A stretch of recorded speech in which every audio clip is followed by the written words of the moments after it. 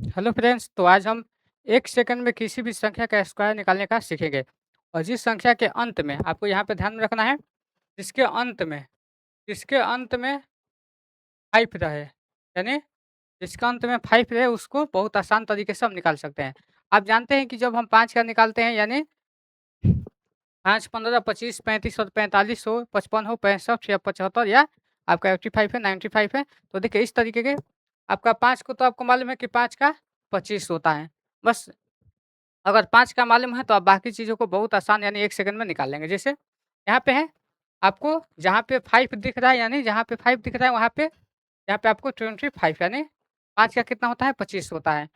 और ये जो दहाई वाला है यानी इकाई का आपको 25 यानी जो दहाई पे है, दहाई वाले स्थान पे आपको 1 है तो उसमें 1 को ऐड करके फिर उसी चीज़ से गुना करना है। जैसे इसमें क्या करना है, दहाई वाले अंक पे आपको 1 को ऐड करना है, 1 को ऐड करके फिर उसी संख्या से गुना कर देना है, यानी जो दहाई वाले जो अंक हैं। जैसे ये 1 है और इसमें 1 जोड़ते हैं तो क्या हो जाएगा, ये 2 हो जाएगा और 2 में फिर इसी संख्या को जोड़ देंगे तो ये आपका 2 हो जाएगा।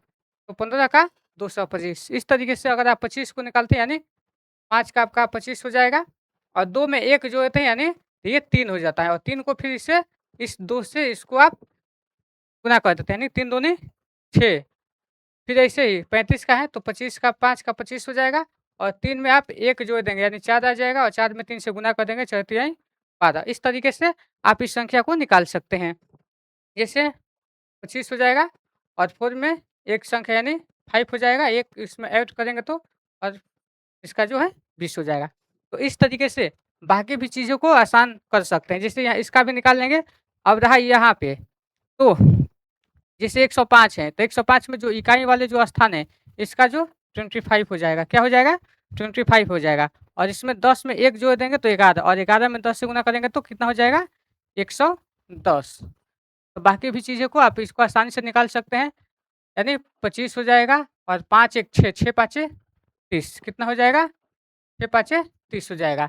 इसमें हो जाएगा 5 का 25 हो जाएगा और 6 साते 42। ऐसे ही इसका भी 25 हो जाएगा और 7 आठे 56।